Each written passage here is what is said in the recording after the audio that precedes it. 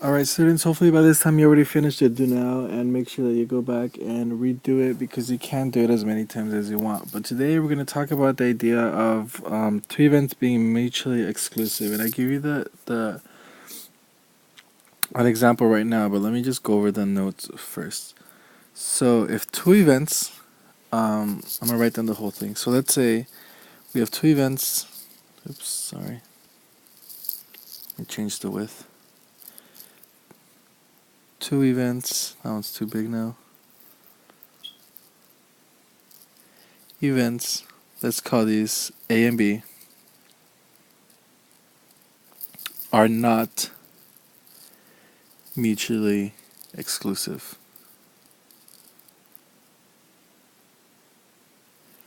Meaning that they can happen at the same time.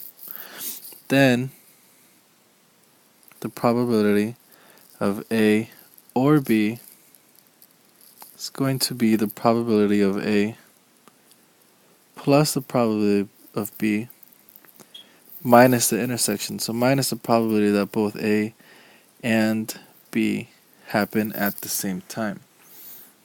Now we're going to look at an example to know exactly what this means. So I'm going to leave this over here in the corner. And here's our first example. In a math class of 30 students, there are 17 boys and 14 girls. So I'm going to go through and boys are going to be in blue, 17 boys. I don't like how I circled that, so let me recircle it. 17 boys and 14 girls.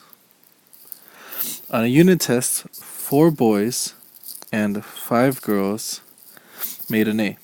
If a student is choosing at random, what's the probability of choosing a girl or an A student? So this is an OR problem, which means that we're gonna have to add something. So we have to use the addition rule of probability, except this time we're gonna have to use it for two events that are not mutually exclusive. How do we know that? Well, if you look at this, you know that 5 boys and 5 girls made an A.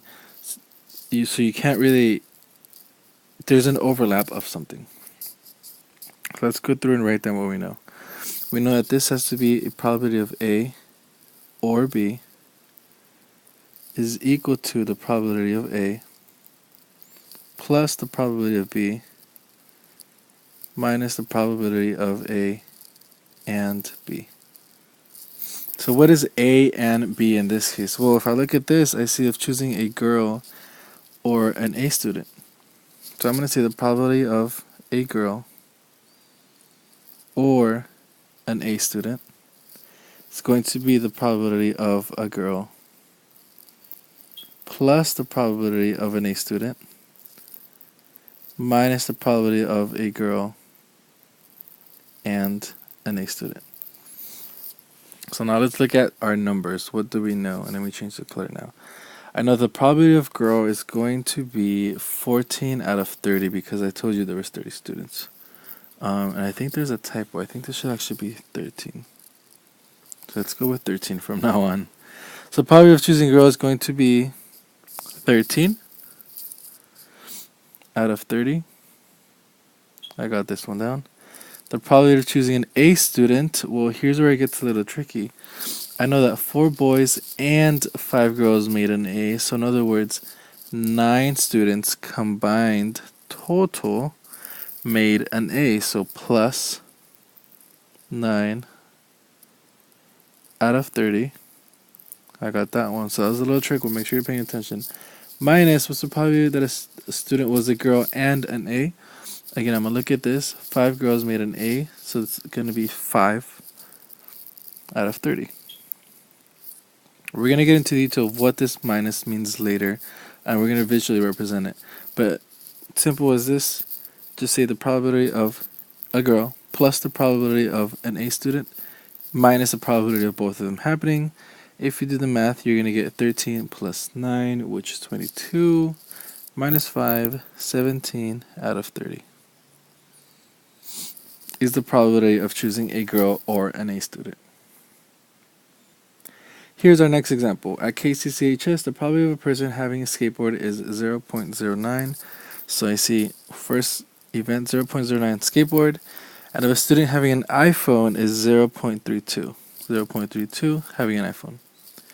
The probability that a student owns both is 0.32. What's the probability of a student owning a skateboard or an iPhone? So let me set up my skeleton. Probability of A or B is going to be the probability of A plus the probability of B minus the probability of A and B.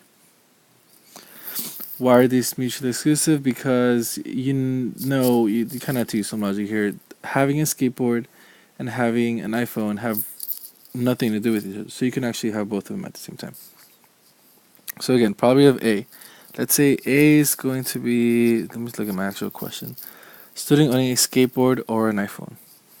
So probability of a skateboard or an iPhone. It's going to be the probability of a skateboard plus the probability of an iPhone minus the probability of a skateboard and an iPhone. Notice how I'm abbreviating stuff? You should start doing that by yourself. Skateboard, I know the probability of owning a skateboard is going to be from here. It's going to be 0.09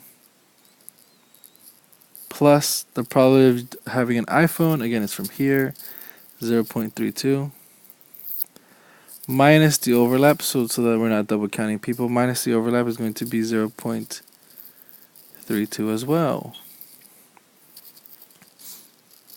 Now, to do our math, 0.09 plus 0.32 minus 0.32 is actually going to be 0.09.